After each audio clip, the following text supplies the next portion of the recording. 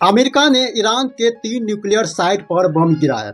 America ने B-2 बम्बर का इस्तेमाल करके फोर्ड में परमाणु स्थल पर हमला किया, जहां बंकर बस्टर बम गिराए। शेफोर्ड और नातांज इस्फहान फोर्ड में तेहरान से 100 किलोमीटर दूरी कोम शहर के पास पहाड़ों के नीचे बनी यूरेनियम संवर्धन के लिए महत्वपूर्ण। नातांज ईरान का सबसे बड़ा यूरेनियम संवर्धन केंद्र है। इस्फहान यूरेनियम को परमाणु ईंधन में बदलने की सुविधा वाला सैन्य दृष्टिकोण से महत्वपूर्ण केंद्र है। यह पूरी तरह से क्षति नहीं कर पाया। उस हमले से पहले वहां से यूरेनियम ट्रक पर लाद कर निकाले गए, कुछ बड़े मशीन भी निकाले गए। वहां खाली बचा, वहां पर बम गिराया। उस बम की कीमत GBU-57 की बम की अनुमानित कीमत है $20 मिलियन, लगभग भारतीय रुपयों में 173 करोड़ रुपया है। उन बमों की उपयोग 3 साइट पर कुल 6 बम गिराए गए।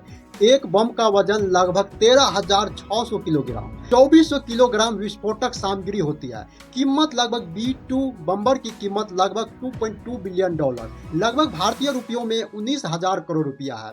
1 घंटे उड़ान की खर्च लगभग 1.16 करोड़ रुपया है। कुल B-2 बम्बर अमेरिका के पास वर्तमान में 15 से 20 है, जिस कारण से अमेरिका की सबसे शक्तिशाली बम्बर है। अमेरिका में काफी हलचल हो गई है। इस B-2 बम्बर गिराने से अमेरिका की सत्ता पलटने की कोशिश हो रही है। काफी विरोध चल रहा है। अमेरिका के सैन्य अड्डा टारगेट पर आ चुका है, खतरा में डाल दिया है ट्रंप ने। ईरान ने हमले कर दिया। ईरान ने कतर में अमेरिका के एयर बेस पर 19 मिसाइल दागे और मिडिल ईस्ट में अमेरिका का सबसे बड़ा सैन्य अड्डा है, लेकिन वहां भी अमेरिका वाले ने उससे पहले खाली करवा चुके थे। नुकसान तो हुई, लेकिन उसके बाद सीज फायर लागू हो गया। अमेरिका ने इजराइल से कहा कि जंग रोकने के लिए, और इजराइल ने मान भी गया। उसके बाद ईरान ने भी रोक दिया, लेकिन पूरी दुनिया में अमेरिका और इजराइल की बेइज्जती हो गई। ईरान ने ऐसा हाल कर दिया कि कैसे खुमैनी ने अमेरिका, इजराइल और ब्रिटेन को घुटने टेकने पर मजबूर कर दिया।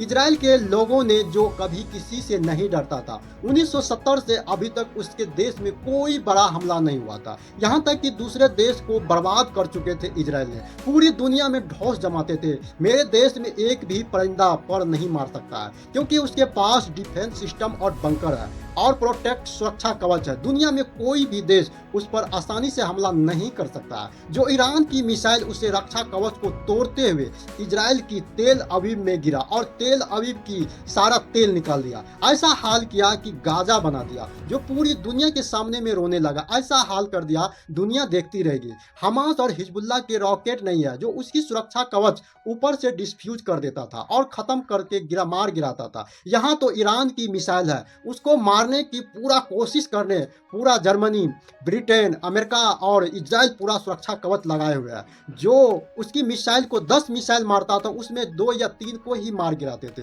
बाकी उस तेल अवीव या पूरे इजराइल में तबाही मचा देते थे। ईरान की मिसाइल तेल अवीव का तेल निकाल दिया। जो ईरान की इतिहास, हक्कामनी साम्राज्य 550 से 330 ईसा पूर्व साइरस महान ने हक्कामनी साम्राज्य की स्थापना की, जो इतिहास की सबसे बड़ा साम्राज्यों में से एक था। यह तुर्की से अफगानिस्तान और मिस्र तक फैला था। इस्लाम का आगमन 7वीं शताब्दी, अरब मुसलमानों ने सासनी साम्राज्य को हराकर इस्लामीकरण किया, इस्लाम को राष्ट्रीय धर्म बनाया, जिसने ईरानी साम्राज्य को शक्तिशाली बनवाया। 19वीं सदी में रूस और ब्रिटेन ने ईरान के व्यापार और तेल पर प्रभाव डाला, लेकिन सीधा कब्जा नहीं हुआ। आधुनिक इतिहास और इस्लामिक क्रांति में पहलवी वंश 1925 से 1979 तक राजा शाह ने आधुनिकरण शुरू किया। उनके बेटे मोहम्मद राजा पहलवी ने नीतियों और पश्चिमी प्रभावों से जनता में असंतोष बढ़ा। 1953 तक तख्ता पलट।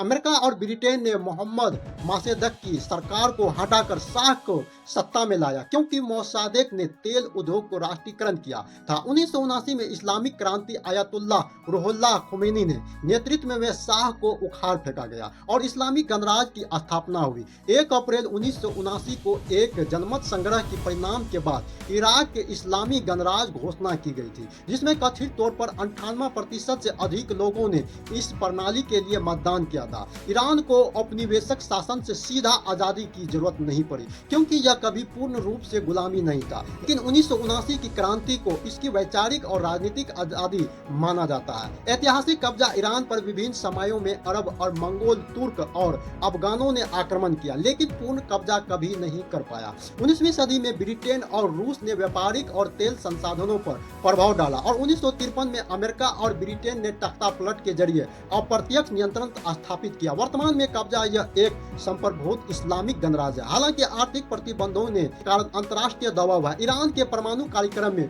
कई वैज्ञानिक शामिल रहे और जिनमें से मोहसिन फखरीजदाह प्रमुख थे, जिनकी हत्या हाल ही में हो गई। और 2025 इजरायली हमलों में 9 परमाणु वैज्ञानिक और सैन्य अधिकारियों की हत्या का दावा किया गया। सटीक संख्या उपलब्ध नहीं है, लेकिन ईरान के परमाणु कार्यक्रम में सैकड़ों वैज्ञानिक काम करते हैं और खासकर नातांज और इस्फहान जैसी सुविधाओं में। अन्य क्षेत्रों में वैज्ञानिक ईरान ने मिसाइल प्रौद्योगिकी, ड्रोन और अंतरिक्ष अनुसंधान में प्रगति की है।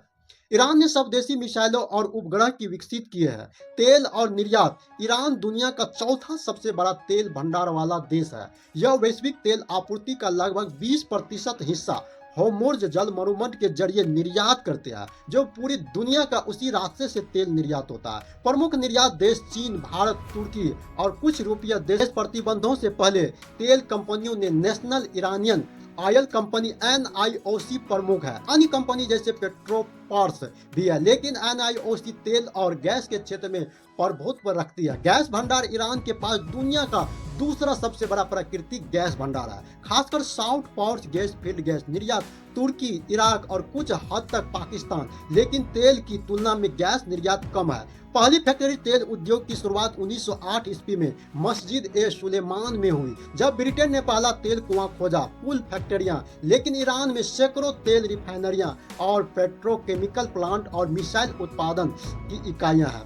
हाल के इजरायली हमलों में तेहरान में मिसाइल और सेंट्रीफ्यूज उत्पाद इकाइयों को निशाना बनाया गया।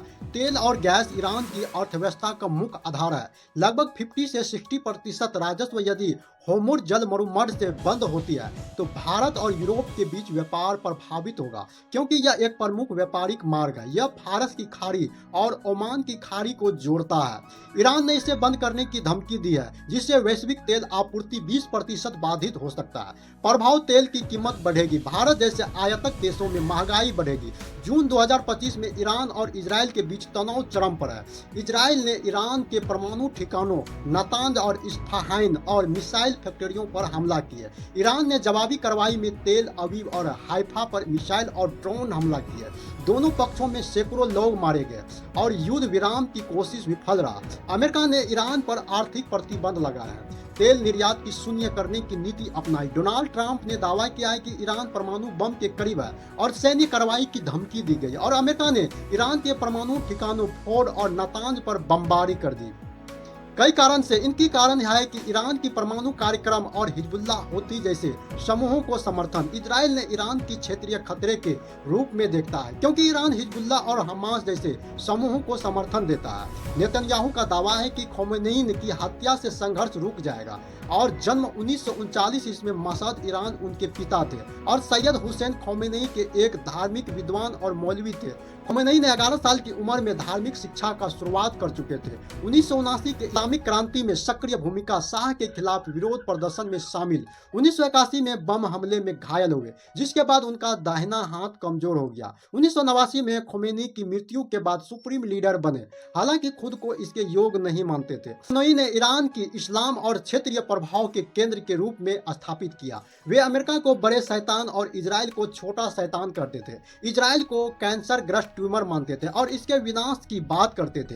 हाल के हमलों में उनके सलाहकार मारे गए, जिनसे उनकी सुरक्षा को खतरा है। ईरान की परमाणु कार्यक्रम 1950 में शुरू हुआ, लेकिन 1979 की क्रांति के बाद विवाद स्पष्ट हो गया और नातांज और फोर्ड में यूरानियम संवर्धन सुविधा है। और खोमेनी ने परमाणु हथियार के खिलाफ फतवा जारी किया, लेकिन इजराइल और अमेरिका का दावा है कि ईरान परमाणु बम के करीब है। वर्तमान स्थिति AIE ने पुष्टि नहीं की कि ईरान के पास परमाणु हथियार बना रहा है, लेकिन इजराइल का कहना है कि यह खतरा है। हाल ही के इजराइल और अमेरिका हमलों ने परमाणु सुविधाओं को निशाना बनाया। ईरान अंतर्राष्ट्रीय दबाव और ईरान की दावा है कि उसका कार्यक्रम शांतिपूर्ण ऊर्जा के लिए है और तेल और गैस भंडार और क्षेत्रीय प्रभाव हिजबुल्लाह हूथी यमन चुनौतियों से हमेशा से रहा है।